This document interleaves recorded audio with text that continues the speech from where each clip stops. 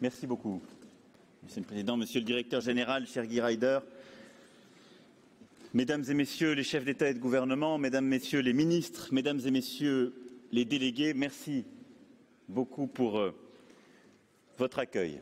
Et cette 108e conférence internationale du travail est l'occasion de célébrer les 100 ans, en effet, de notre organisation, la plus ancienne des organisations internationales existantes. Et vous l'avez rappelé à l'instant, dès 1919, sur les cendres encore brûlantes de la Grande Guerre, alors que la folie des hommes venait de prendre 18 millions de vies, une idée a pris corps, portée par les organisations syndicales, inscrite dans le traité de Versailles en son titre 13, la paix universelle ne peut être fondée que sur la justice sociale. Né au milieu du XIXe siècle dans les luttes des travailleurs pour la dignité contre l'aliénation, nourri des idéaux de solidarité internationale que la violence meurtrière vint fracasser une première fois, elle apparut comme une nécessité.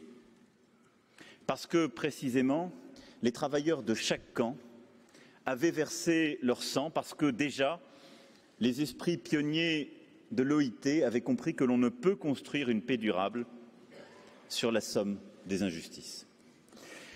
Ce fut Justin Godard, présentant avant même l'armistice une résolution faisant du travail l'une des clés de la paix à venir. Ce furent Arthur Fontaine, Léon Jouot et bien sûr Albert Thomas qui dirigea cette institution et mit tant de cœur à faire adopter, dès les premières années, des conventions et des normes pour que l'OIT passe de l'idée à la réalité. Et ce fut dès le début l'engagement de la France, vous l'avez dit, à travers quelques-unes de ces grandes figures, à travers l'engagement de l'ensemble de ses partenaires sociaux, de ses forces syndicales et patronales. Ce fut aussi l'engagement de la France comme pays, qui est aujourd'hui le deuxième pays à avoir ratifié le plus de conventions et d'engagements concrets, et donc avoir mis dans son droit réel, effectif, pour nos concitoyens et nos travailleurs, l'ensemble des acquis de l'Organisation internationale du travail. En 1944, les choses avancent encore. La Société des Nations, établie en ce lieu, n'avait pu empêcher l'histoire de bégayer. Et alors que la Seconde Guerre mondiale n'était pas achevée, ce fut la déclaration de Philadelphie et l'idée que tous les êtres humains, quelle que soit leur race, leur croyance ou leur sexe, ont le droit de poursuivre leur progrès matériel et leur développement spirituel dans la liberté et dans la dignité, dans la sécurité économique, avec des chances égales. Par deux fois, au cœur du chaos, l'idée du progrès s'est affirmée avec force dans les consciences comme une espérance de paix. Refuser de se résigner, agir en responsabilité, bâtir pas à pas la solidarité internationale par le dialogue et par le droit. Voilà l'esprit de notre organisation, voilà la tâche à laquelle des générations et des générations se sont ici employées. Il serait trop long de rappeler ici l'ensemble de ce qu'on appelle parfois les acquis lorsqu'on se parle à nous-mêmes, mais qui sont le fruit de tant de combats. Et je pense que nous ne devons jamais oublier, quand nous nous parlons à nous-mêmes, 100 ans après, tout ce que l'Organisation internationale du travail a permis de battre en brèche. Tout ce qui était considéré à l'époque comme acquis et qui a été remis en cause pour que le progrès se fasse. 100 ans de combat, 100 ans de justice sociale, 100 ans de dialogue, 189 conventions ratifiées qui ont changé la vie de millions d'hommes et de femmes, 202 recommandations adoptées. Un double héritage qui nous oblige et qui se poursuit. Et l'histoire de cette organisation, c'est l'histoire justement de l'ensemble de ces combats. L'ensemble de ces combats. Et c'est l'histoire d'ouvriers et d'employés qui ont pu obtenir par convention la limitation de la durée du travail dans la journée et dans la semaine. C'est l'histoire d'enfants qui ont pu prendre le chemin de l'école parce que leur place n'était pas à l'usine, mais devant un professeur et un tableau noir. Et je veux ici souligner que dans les prochains jours, la France prendra la présidence de l'Alliance 8.7, partenariat mondial contre le travail forcé et le travail des enfants, Et avec notre soutien, y compris financier, l'OCDE, le Haut Commissariat aux réfugiés, l'UNICEF, la FAO, les partenaires sociaux et les ONG feront alliance autour de l'OIT pour mettre fin à ce fléau. L'OIT et ces combats que je rappelais, c'est l'histoire de femmes qui ont pu bénéficier d'un congé maternité. C'est l'histoire de la liberté des peuples, précisément, se libérant des pires injures quand, dès 1964, l'OIT condamna l'apartheid. Nelson Mandela ne s'y trompa pas quand 26 ans plus tard, il vint ici saluer le rôle pionnier de l'organisation. C'est l'histoire du combat pour la liberté syndicale mené aux côtés de Solidarność en Pologne, pilier de la démocratie, indispensable parmi toutes les libertés. Voilà, à travers simplement quelques exemples, ce que l'OIT a apporté. Quand les combats sont encore si nombreux devant nous, on a du mal à parler d'héritage, mais il est pourtant là qui nous oblige. Mais au-delà de ces avancées, de tous ces combats menés et gagnés, c'est aussi une méthode.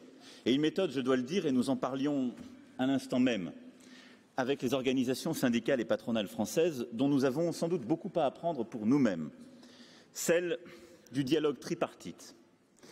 La réunion à parts égales des États, des représentants syndicaux, des organisations patronales dans une seule et même instance.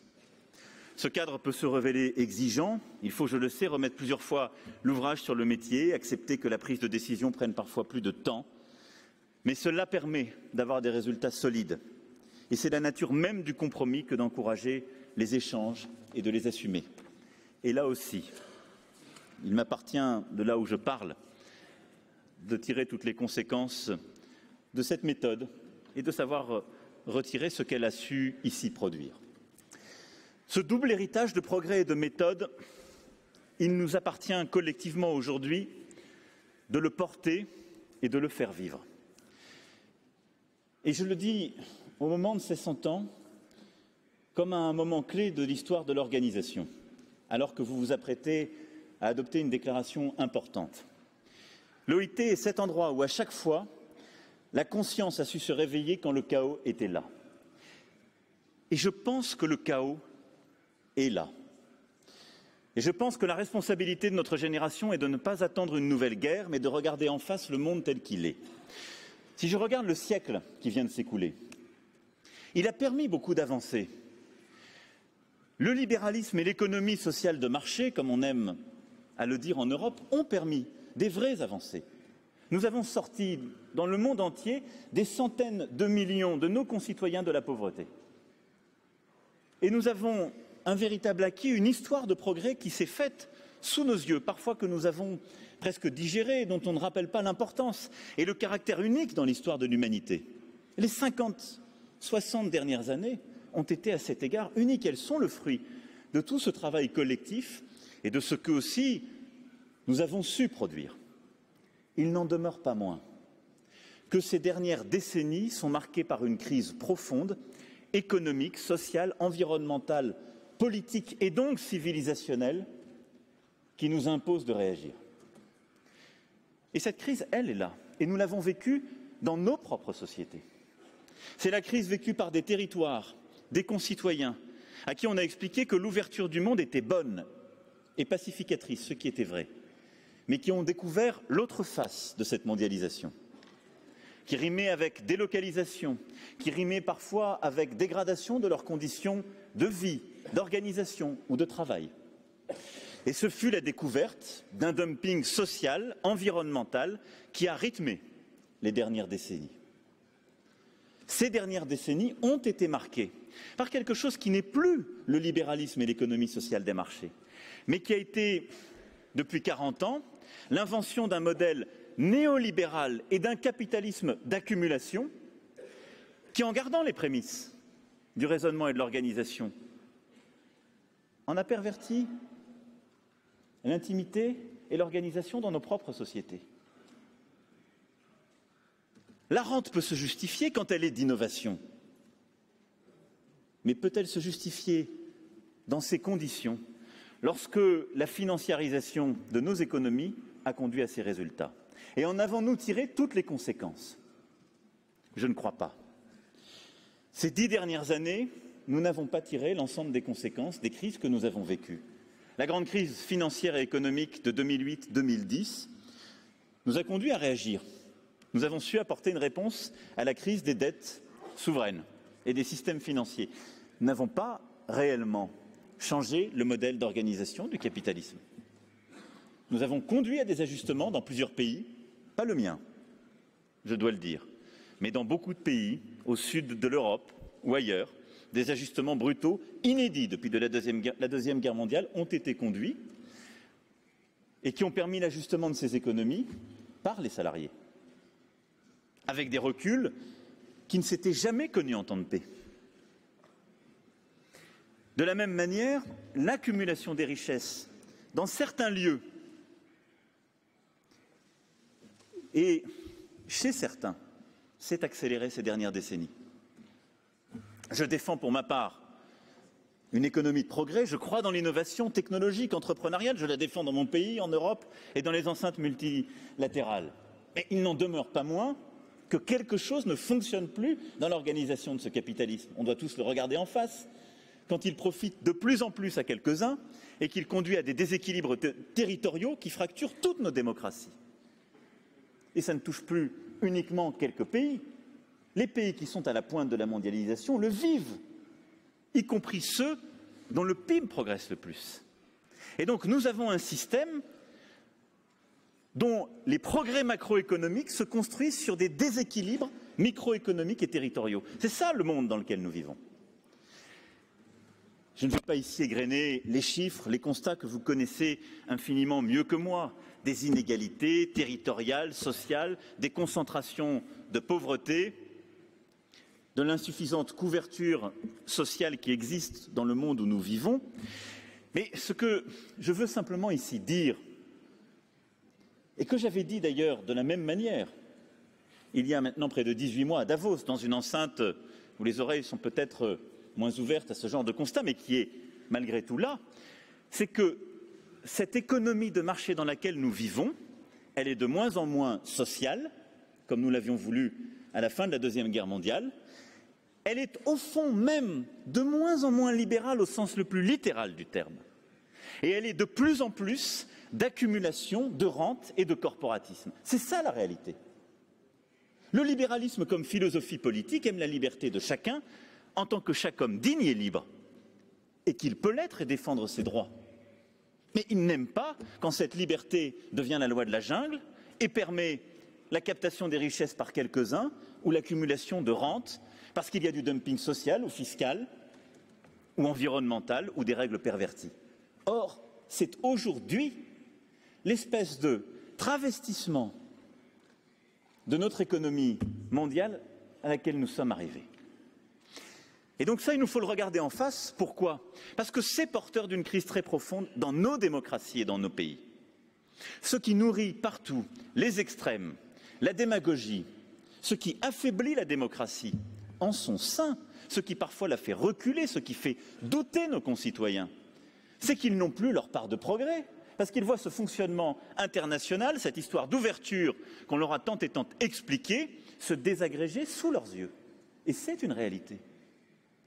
Et c'est une réalité, un problème, avant tout pour celles et ceux, quelles que soient les sensibilités politiques qui sont les leurs, qui croient dans le progrès et dans la démocratie. Et je le dis ici avec force parce que cette crise que nous sommes en train de vivre, qui est là sous nos yeux, mais qui est une crise qui peut paraître douce, parce que les victimes ont peu de porte-voix, sont disséminées, et que pour l'instant, elle ne fait pas de guerre. Cette crise, elle est là. Elle est là. Et elle est en train de décomposer le consensus profond sur lequel la démocratie, le progrès et les libertés individuelles se sont bâtis depuis le XVIIIe siècle dans nos pays.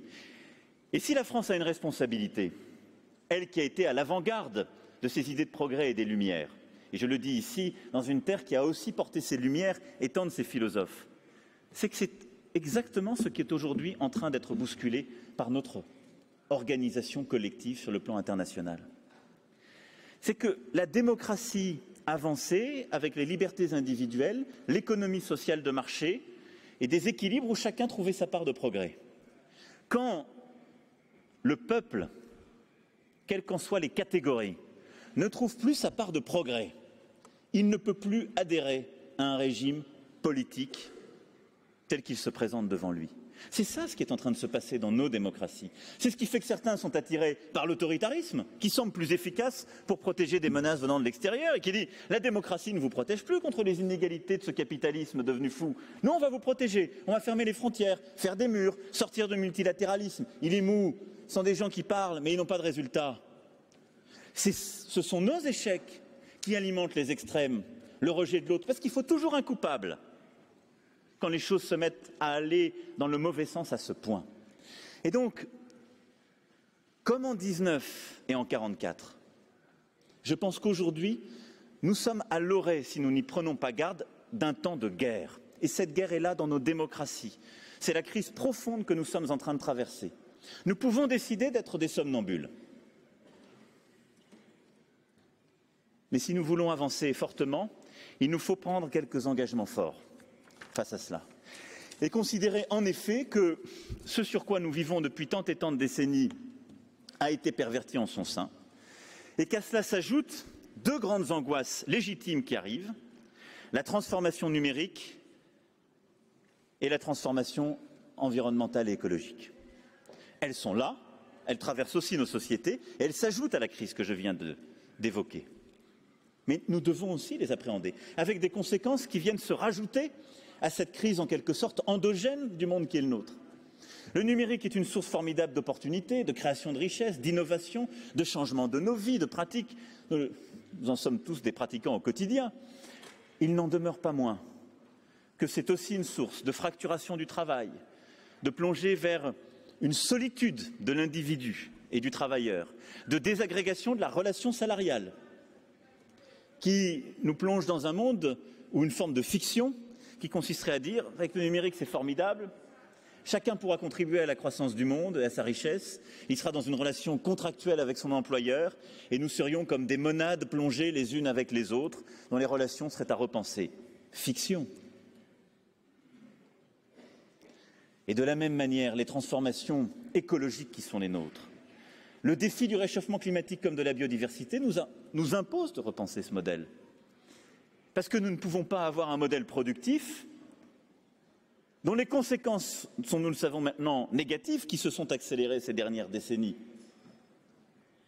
Et de l'autre côté, des pouvoirs publics ou des acteurs qui en seraient soit les victimes, en particulier quand on vit dans les territoires les plus fragiles, Pacifique ou Afrique ou ailleurs, et avec des pouvoirs publics et donc des contribuables derrière qui devraient en quelque sorte en réparer les conséquences négatives.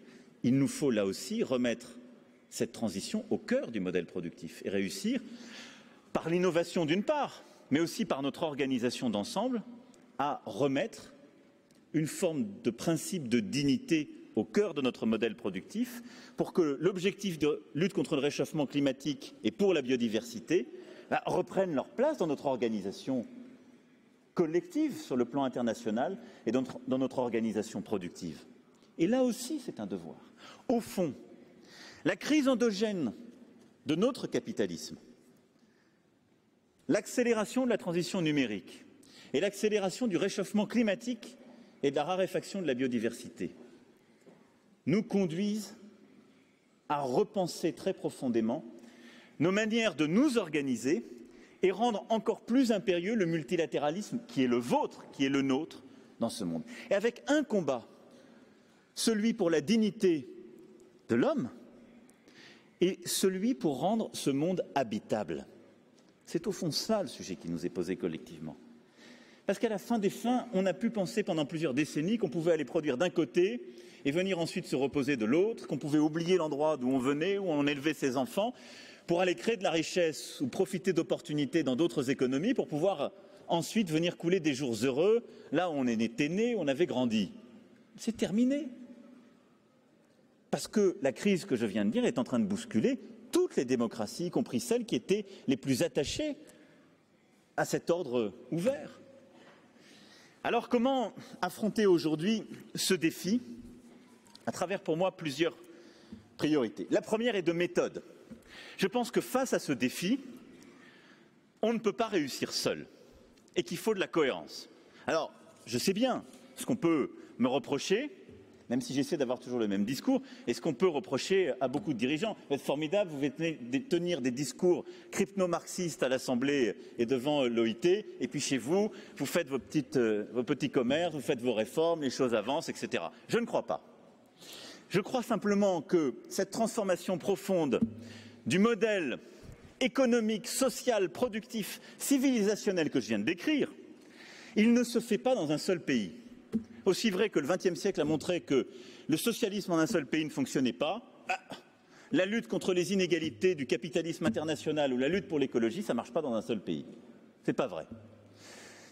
On peut l'essayer, ça crée une chose, ça crée le recul économique, ça réduit les opportunités et ça vous permet de moins bien aborder les choses.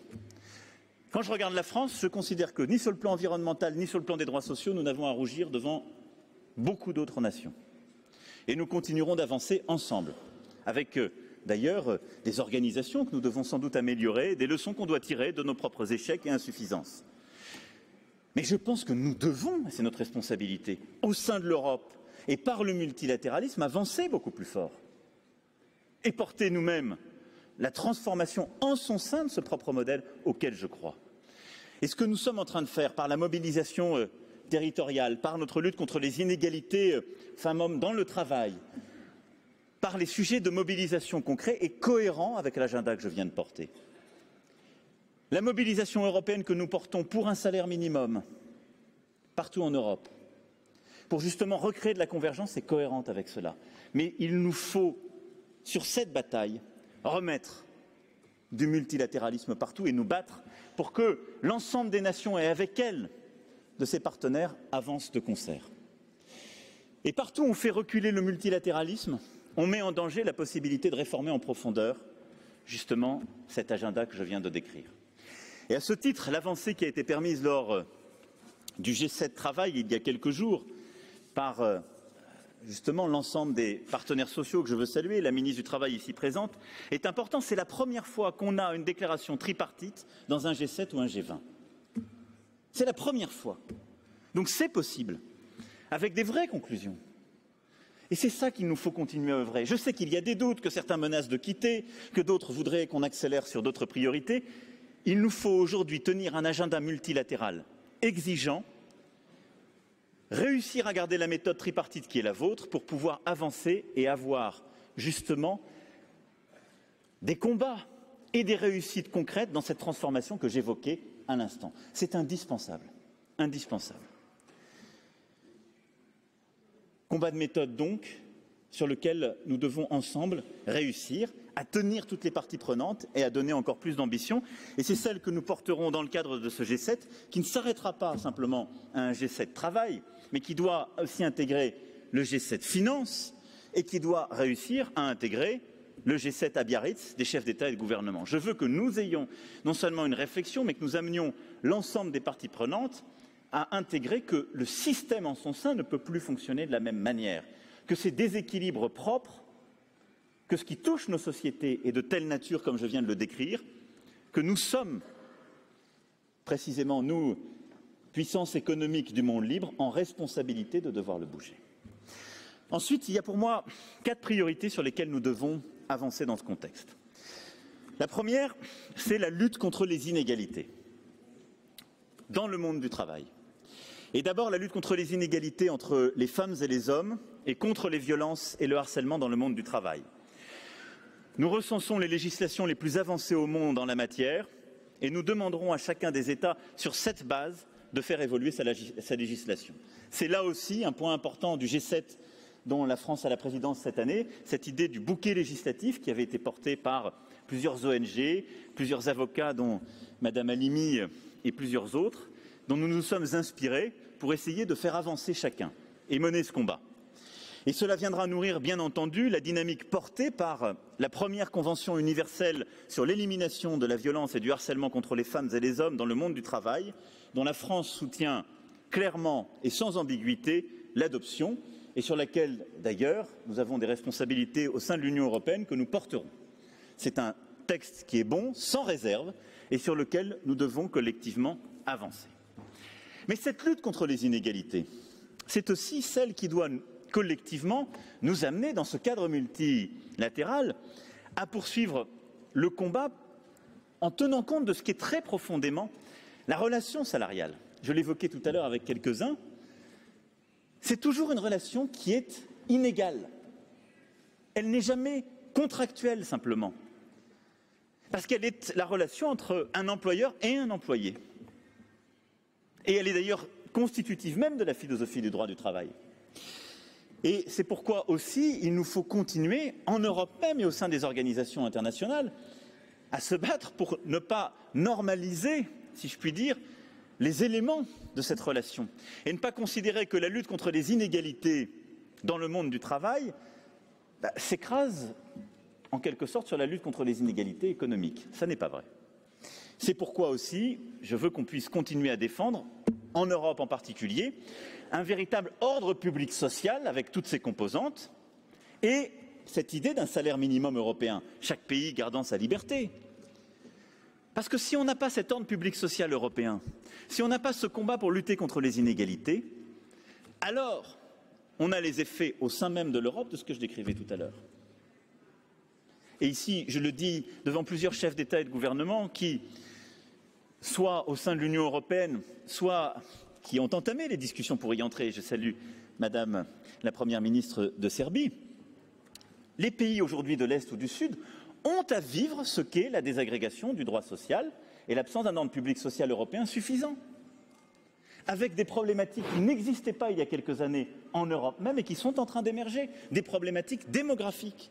Quand des pays de l'Est de l'Europe vous disent « je n'ai plus de travailleurs chez moi, je perds 20 à 30% de ma population parce qu'ils vont travailler en France, en Allemagne ou ailleurs, parce que là il y a un salaire minimum et qu'ils gagnent 4 fois mieux leur vie que chez moi », ça n'est plus l'Europe. Nous n'avons pas fait l'Europe pour ça. L'Europe, ça n'est pas un marché, c'est un projet, avec de la liberté et de la solidarité et des convergences. Et c'est mauvais pour les pays européens qui jouent le jeu, nous les premiers, mais c'est mauvais pour les pays d'origine et les travailleurs de ces pays. Donc nous avons à nous battre collectivement pour cet ordre public social et ce salaire minimum. Deuxième axe, c'est la bataille, et cette deuxième priorité, pour l'accès universel à la protection sociale. Là aussi, nous aurons besoin de la mobilisation des États, des partenaires sociaux, de la société civile. Une initiative est lancée par le G7 qui appelle tous les pays à honorer leur engagement de développer des systèmes de protection sociale pour tous d'ici 2030, selon les principes énoncés dans la recommandation adoptée par l'OIT en 2012. Nous invitons ainsi les pays du G7 à rejoindre le partenariat mondial pour la protection sociale universelle, coordonné par l'OIT et la Banque mondiale. C'est indispensable. Nous le savons, on a aujourd'hui la moitié de la population mondiale à peu près qui n'est pas couverte par ces droits. Mais surtout, nous avons une transformation de ces droits et la nécessité de reconvoquer l'universalité d'accès à la protection sociale à cause des bouleversements que j'évoquais. L'OIT a fait un travail que j'évoquais un instant remarquable. Nous avons besoin aujourd'hui de remettre de la pression pour que les États membres s'y joignent, y remarquent justement de l'engagement. Et l'a fait avec la Banque mondiale de manière, là aussi, inédite pour créer le partenariat.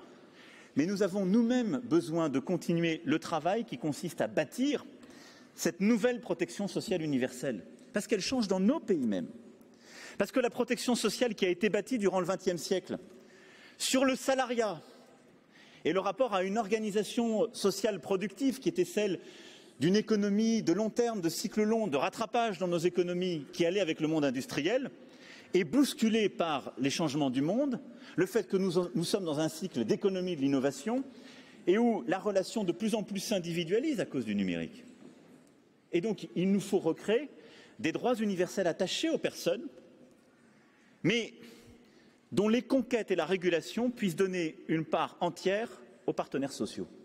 C'est pour ça que nous avons à réinventer là aussi une grammaire commune d'action, parce qu'on ne peut pas réindividualiser les droits en considérant qu'il n'y aurait plus à représenter les travailleurs dans la société. Et c'est le défi qui est le nôtre. Simplement, nous devons repenser cette protection autrement que par le lien financier qui a été celui de l'État-providence du XXe siècle. Il faut le repenser par une organisation commune qui est devant nous et sur laquelle, là aussi, nous devons être collectivement innovants et j'ai ma part de responsabilité dans cette bataille avec l'ensemble de nos partenaires sociaux et du gouvernement. Le troisième axe, c'est l'accompagnement des travailleurs pour la transformation numérique. Nous avons évoqué cela, je sais que c'est au cœur de vos réflexions, de vos batailles, et je n'apprends rien à personne ici. L'économie des plateformes, la robotisation, l'intelligence artificielle, ce sont des opportunités formidables. Si on en parle dans les grandes capitales, les gens vont vous parler essentiellement des opportunités, et elles sont là, qui vont permettre de réduire la pénibilité, de permettre d'améliorer la productivité, d'inventer de nouveaux usages, de permettre de lutter contre des maladies, d'inventer de nouvelles formes de mobilité, de lutter contre le réchauffement climatique de manière plus efficace, c'est vrai. Mais parler de robotisation, d'intelligence artificielle, de transformation numérique, à 80% de nos concitoyens, ils ont peur. Ils ne voient pas des opportunités, ils voient des risques. Ils disent c'est une machine qui va me remplacer au travail. Ils disent ce sont des données particulières, les miennes, qui vont être données à je ne sais pas qui vont réduire mes propres droits, ma liberté. Et ils se disent ce sont des choses qui vont déshumaniser notre société. Et donc là, nous avons collectivement à penser une éthique, un cadre de régulation pour que la part d'innovation que nous devons apporter, accompagner, financer, eh bien, se double là aussi d'un progrès social. Nous n'avons pas réussi à ce stade à montrer la part d'humanité du numérique et donc la part de progrès social que le numérique apporte. C'est notre défi à tous. C'est le défi de tous les entrepreneurs du numérique au premier chef, c'est le défi des gouvernements. L'innovation en apporte, il faut de plus en plus le montrer parce que certaines entreprises apportent des réponses à nos défis collectifs et c'est vrai que par le numérique on va réduire de la pénibilité. C'est vrai que par le numérique et l'innovation on va réduire les émissions. Mais nous devons là aussi réussir à montrer que ça ne se traduit pas par plus de précarité, par un recul des droits et par un abaissement de l'histoire de progrès. Et au fond, aujourd'hui, nous devons regarder en face ce que cette numérisation de nos sociétés apporte, la peur de la solitude, qui est là, la fragmentation du monde du travail et ses reculs. Et donc c'est pourquoi il nous faut d'abord dans chaque pays œuvrer pour faire face à ce défi. Là-dessus, c'est ce que nous faisons, parce que pour faire face à ce défi, il faut mieux former, et mieux former tout au long de la vie. Effort et transformation de l'éducation, de notre formation à l'université, et effort avec l'ensemble des partenaires sociaux ici présents et des régions en France, pour investir dans les compétences tout au long de la vie. Ce sont 15 milliards d'euros qui seront investis en France pour accompagner 2 millions de demandeurs d'emploi et de jeunes en difficulté, pour faire face à ces défis. Parce qu'il faut pouvoir être équipé face à cette transformation du monde et pouvoir justement réussir, pas seulement à s'adapter, à saisir la part d'opportunité de ces changements. Et puis, derrière ça, il nous faut adopter de nouvelles règles. Jusqu'à présent, l'Internet et la numérisation n'ont été que de la liberté absolue. Mais la liberté absolue, s'il n'y a pas le minimum d'ordre, l'ordre public qui permet la liberté, c'est la loi de la jungle. C'est la loi de la jungle. C'est pourquoi, sur ce sujet, il nous faut aussi adopter des règles communes. En France, nous adopterons une nouvelle réglementation pour une amélioration substantielle des conditions des travailleurs des plateformes, qui est indispensable. Nous avons enclenché avec les grandes plateformes numériques un dialogue dans le cadre du forum Tech for Good pour les conduire justement à assurer leurs travailleurs, et là de manière proactive, mais il nous faut sur le plan international, et votre déclaration sera extrêmement importante à cet égard, réussir à bâtir le cadre de ce que sont les droits des travailleurs sur ces plateformes. Qu'ils soient d'ailleurs indépendants ou travailleurs de petites entités, on ne peut pas avoir une désagrégation de notre organisation collective par, en quelque sorte, la nouvelle organisation du travail contemporain que permet le monde numérique. Parce que, rapidement, ces opportunités deviendront un recul et nourriront cette crise que j'évoquais il y a un instant. Et donc, nous avons commencé au niveau national, c'est maintenant au niveau européen, international qu'il nous faut avancer. Et je crois en lien profond aussi avec d'autres organisations. Et je conclurai sur ce point. Enfin, le dernier défi, sur le fond, c'est celui de la transition écologique. Plusieurs l'ont dit, qui sont ici dans cette salle avant moi. Le combat pour la justice sociale dans la crise que j'ai essayé de décrire est jumeau du combat pour la justice environnementale. Parce que c'est la même chose. C'est un système qui a en quelque sorte perdu en son sein les bonnes finalités et dont les externalités négatives, comme disent joliment les économistes, seraient la grande pauvreté, l'exclusion et l'écologie.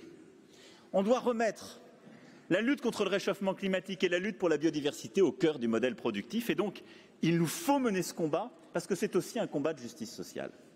Parce que les victimes aujourd'hui des inégalités écologiques, ce sont les mêmes que les victimes de l'inégalité sociale et des inégalités au travail. C'est pourquoi je souhaite que nous portions collectivement cette transition écologique en quelque sorte par les projets. C'est après la décision américaine de quitter les accords de Paris, ce que nous avons lancé avec le One Planet Summit, ce que nous allons poursuivre dans le cadre du G7 par une réunion ad hoc. Et nous avons mobilisé là les partenaires sociaux, les entrepreneurs, les intellectuels, les académiques pour monter des projets concrets et répondre à cela. Et porter pour la première fois des initiatives visant à changer l'organisation de certains financeurs, de certains fonds, de certains acteurs économiques en leur sein. Pour la première fois, une coalition d'acteurs a été créée il y a quelques mois, grâce à l'implication de plusieurs fonds souverains, et je veux tout particulièrement souligner l'implication de la Première ministre de Norvège, pour que ces fonds souverains intègrent l'objectif environnemental et assurent justement la conduite de tels projets. C'est la même perspective que nous voulons mener avec plusieurs grandes entreprises internationales, avec justement certains de ces investisseurs, pour qu'ils intègrent l'impact environnemental et social dans leur choix d'investissement. Et je souhaite qu'au G7, nous puissions lancer justement cette initiative d'un fonds à impact social et environnemental et d'avoir une véritable croissance inclusive qui intègre cette transition écologique dans ses objectifs. Mais c'est aussi ce que dans chacun de nos pays, nous devons intégrer dans le dialogue territorial avec nos entreprises, avec nos salariés, avec les collectivités, permettre d'intégrer nos objectifs environnementaux et de les faire rimer avec nos objectifs sociaux et économiques.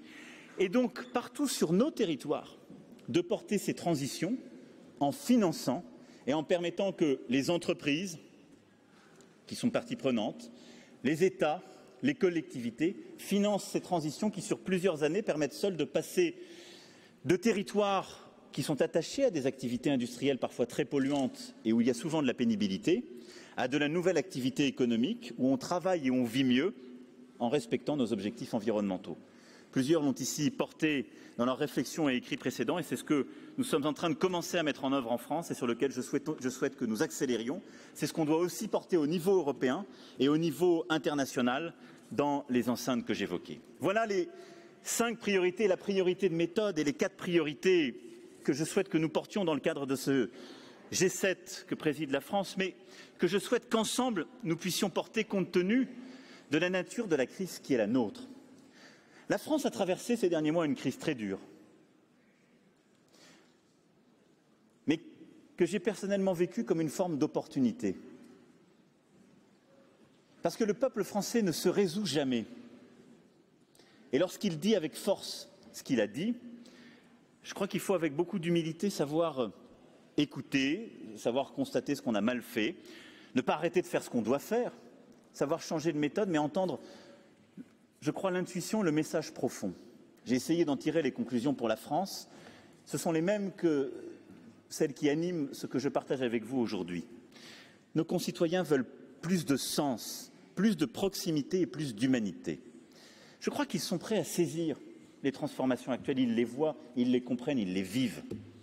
Notre jeunesse, parfois, la comprend mieux que nous, qui, sur le sujet du climat, par exemple, nous pousse impérieuse à agir plus vite et plus fort, et elle a raison.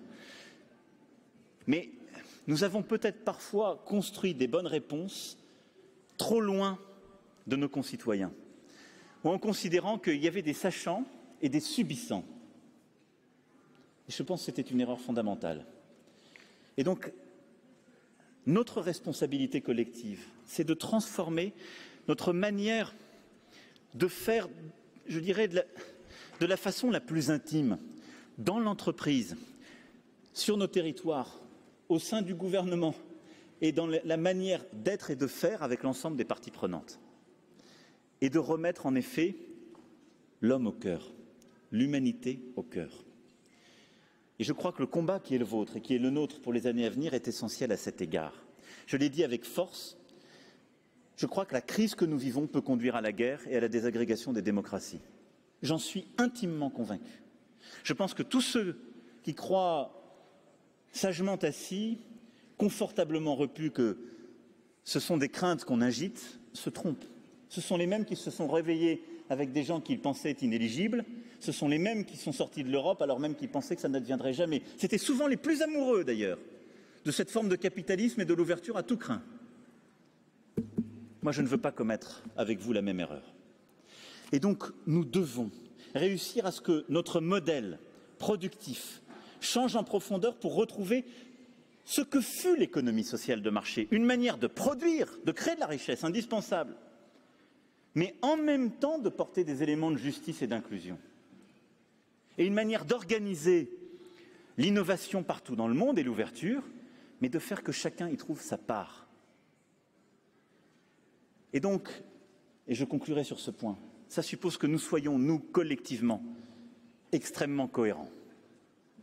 On ne peut pas défendre ce que je viens de dire à l'OIT et de dire ensuite, quand on est au FMI, autour de la table du Conseil européen, allez, vous allez vous ajuster face à la crise financière et réduire vos droits sociaux.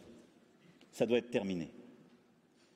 Et à ce titre, les déclarations adoptées par le FMI il y a 15 jours marquent une inflexion historique. On ne peut pas continuer à dire ce que je viens de dire à l'OIT et continuer à dire quand on est à l'OMC, c'est formidable le commerce, il faut négocier des accords avec tout le monde, quelle que soit leur sensibilité, sociale ou environnementale. Et vive le dumping, ça ira mieux, ça enrichit tout le monde.